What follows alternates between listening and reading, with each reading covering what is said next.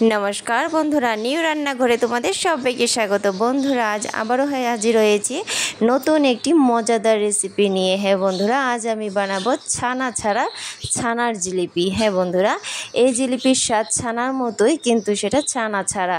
অবশ্যই দেখতে থাকো আমার পুরো ভিডিওটা আর আমার সঙ্গে থাকো। তো বন্ধুরা, এই ছানা ছাড়া ছানার জিলিপি বানিয়েছি আমি সুজি দিয়ে। হ্যাঁ বন্ধুরা, এই হলো সুজির জিলিপি। তো তার জন্য দেখো বন্ধুরা, এখানে আমি নিয়ে নিয়েছি 1 কাপ সুজি। আর এখানে দেখো গ্যাসে একটি কড়া বসিয়ে দিয়ে দিলাম বড় কাপের 1 কাপ দুধ। মানে যে কাপের সুজি আমি নিয়েছি 1 কাপ, তো সেই কাপের 2 কাপ দুধ আমি এখানে মেপে রেখেছিলাম বড় কাপে, সেটাই দিয়ে দিলাম। দিয়ে দেব সামান্য লবণ আর 1 চামচ ঘি দিয়ে এই সমস্ত উপকরণগুলো খুব ভালো করে দুধটার সাথে মিশিয়ে নেব।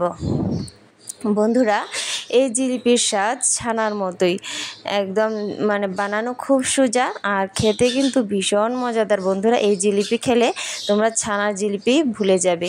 তো বন্ধুরা, এবার দুধটার মধ্যে সুজিটা অল্প অল্প করে দেব আর ভালো করে মিশিয়ে নেব।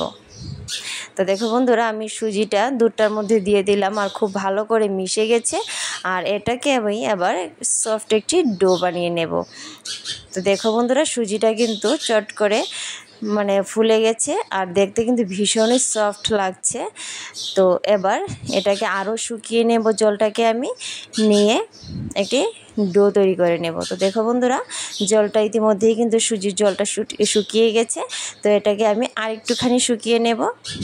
তো দেখো বন্ধুরা, এবার খুব ভালো করে কিন্তু জলটা আমার শুকিয়ে গেছে, একটি ডো তৈরি হয়ে গেছে। তো এবার আরেকটুখানি নাড়াচাড়া করে আমি এটাকে নামিয়ে নেব। তো চলো বন্ধুরা, আমার সুজির ডোটা কিন্তু রেডি হয়ে গেছে। তো এটাকে আমি একটি পাত্রে এবার নামিয়ে ঠান্ডা করে নেব কিছুক্ষণ। তো গ্যাসটা আমি অফ করে দিলাম। তো দেখো, আমি সুজিটাকে নামিয়ে নিয়েছি। এবার একটুখানি ঠান্ডা করে নেব, খুব বেশি ঠান্ডা করব না। একটুখানি আমার সুজিটা ঠান্ডা হয়ে গেছে বন্ধুরা।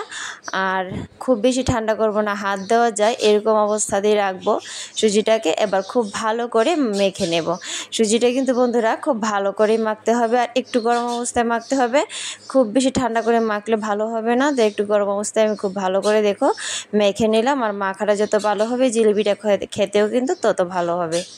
তো দেখো বন্ধুরা, আমার মাখা কিন্তু হয়ে গেছে। তো এবার ছোটো ছোটো করে এরকমভাবে লেচি কেটে নেব।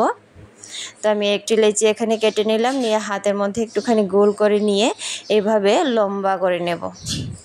তো দেখো বন্ধুরা, এইভাবে আমি লম্বা করে নেব। তো দেখো এরকম লম্বা আমি করে নিয়েছি। আর এবার এরকমভাবে এটাকে রোল করে নেব। বন্ধুরা, এই জিলিপি বানানো খুব সোজা, একবার দেখলেই কিন্তু যে কেউ এই জিলিপি বানাতে পারবে। তো দেখো লম্বা আমি করে এবার রোল করে এবার এই সাইডটা এইভাবে একটু চাপা দিয়ে জোড়া লাগিয়ে দেব, তাহলেই কিন্তু রেডি আমার একটি জিলিপি। দেখো বন্ধুরা, কত সহজে খুব সুন্দর হয়ে গেছে জিলিপিটা। তো আরেকটি বানিয়ে তোমাদের দেখিয়ে দিচ্ছি। তো এভাবে গোল করে নেব, প্রথম হাতের মধ্যে নিয়ে এভাবে লম্বা করে নেব। তো এভাবে লম্বা করে নেব। তো দেখো, আর এভাবে কিন্তু খুব সহজে বন্ধুরা এভাবে রোল করে নেব।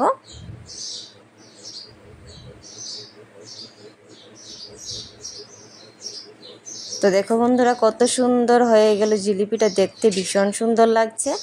আর এইভাবে এই সাইডটা পেছন দিকে নিয়ে এইভাবে জোড়া দিয়ে দেব, তাহলে কিন্তু আর ফেটেও যাবে না, ভাঙবেও না। দেখো বন্ধুরা, খুব সুন্দর হয়ে গেছে জিলিপিটা। তো সমস্ত জিলিপি আমি বানিয়ে নিয়েছি বন্ধুরা। তো দেখো খুব সুন্দর কিন্তু লাগছে জিলিপিগুলা, তোমাদের দেখিয়ে দিচ্ছি। খুব সহজেই কিন্তু এই জিলিপি বানিয়ে নেওয়া যায়। তো চলো এগুলাকে আবার ভাজি করে নেব। তো দেখো বন্ধুরা, এখানে আমি তেলটা গরম করে নিয়েছি। এবার জিলিপিগুলো একে একে দিয়ে দেব।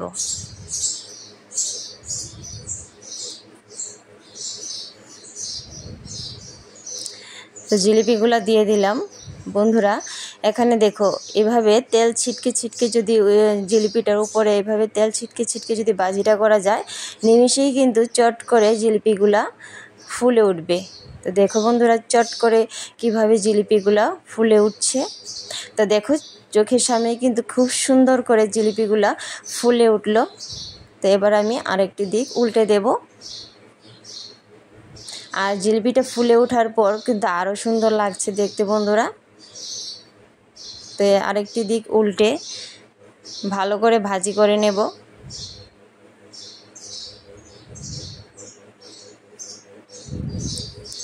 তো বন্ধুরা এইভাবে দেখো দুদিক উল্টে পাল্টে আমি খুব সুন্দর করে জিলিপিগুলো ভাজি করে নিয়েছি। আর দেখতে খুব সুন্দর লাগছে জিলিপিটা ভাজি হওয়ার পর।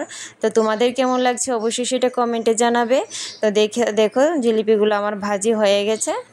তো তোমাদের দেখিয়ে দিচ্ছি, এই দেখো বন্ধুরা খুব সুন্দর কিন্তু লাগছে দেখতে।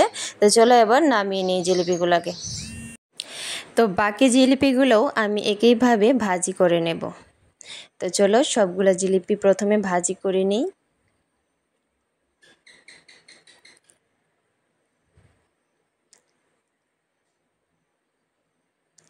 তো দেখো বন্ধুরা সবগুলা জিলিপি কিন্তু আমার ভাজি করা হয়ে গেছে। তো চলো এবার নামিয়ে নিই।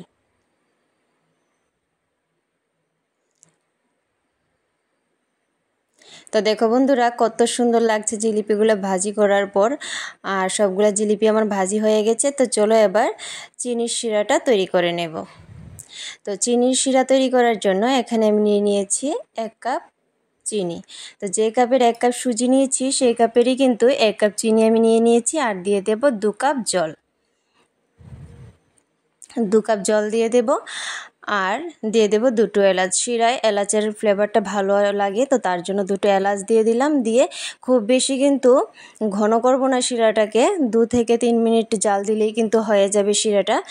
তো 2 থেকে 3 মিনিট আমি জাল করে নিয়েছি শিরাটাকে। তো আর এর চেয়ে বেশি ঘন আমি করব না। তো চলো এবার গ্যাসটা অফ করে দিই। তো গ্যাসটা আমি অফ করে দিয়েছি। এবার গরম শিরাটার মধ্যেই কিন্তু জিলিপিগুলো একে একে আমি সবগুলো দিয়ে দেব।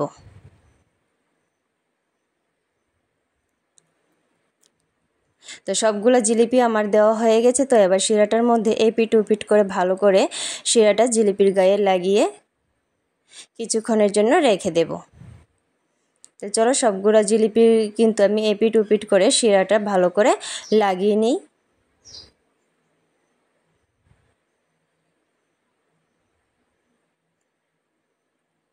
তো দেখো বন্ধুরা সবগুলো জিলিপি আমি শিরার মধ্যে এপিট ওপিট করে লাগিয়ে নিয়েছি। তো এবার কিছুক্ষণের জন্য রেখে দেব ঢাকা দিয়ে। তো 15 মিনিট আমি রেখেছি ঢাকা দিয়ে। তো দেখো বন্ধুরা তোমাদের দেখিয়ে দিচ্ছি একটুকু শিরা কিন্তু নেই, জিলিপিগুলো সবগুলা শিরাই চুষে নিয়েছি। আর দেখো তোমরা দেখে বুঝতে পারছো কতটা নরম হয়েছে জিলিপিগুলো। এই দেখো আঙুল দিয়ে চাপা দেওয়ার পরেই কিন্তু বোঝা যাচ্ছে কতটা নরম হয়েছে জিলিপিগুলা। তো চলো নামিয়ে নিয়েছি। তো দেখতে পাচ্ছ বন্ধুরা কতটা সুন্দর হয়েছে আর কতটা নরম হয়েছে। তোমাদেরকে একটুখানি কেটে দেখিয়ে দিচ্ছি। তো দেখো দেখেই বুঝতে পারছো হাত দিলেই কিন্তু একদম মানে গলে যাচ্ছে পুরো শিরায় ভর্তি জিলিপিগুলা। তো দেখো বন্ধুরা কেটে দেখিয়ে দিচ্ছি, তোমরা দেখে বুঝতে পারছো যে কতটা নরম হয়েছে জিলিপিগুলা। তো বন্ধুরা আমার আজকের ভিডিও তোমাদের কেমন লাগলো অবশ্যই কমেন্ট করে জানাবে। আর ভালো লাগলে লাইক করে দেবে। আমার চ্যানেলটিকে সাবস্ক্রাইব করে আমার পাশে থেকো। ধন্যবাদ।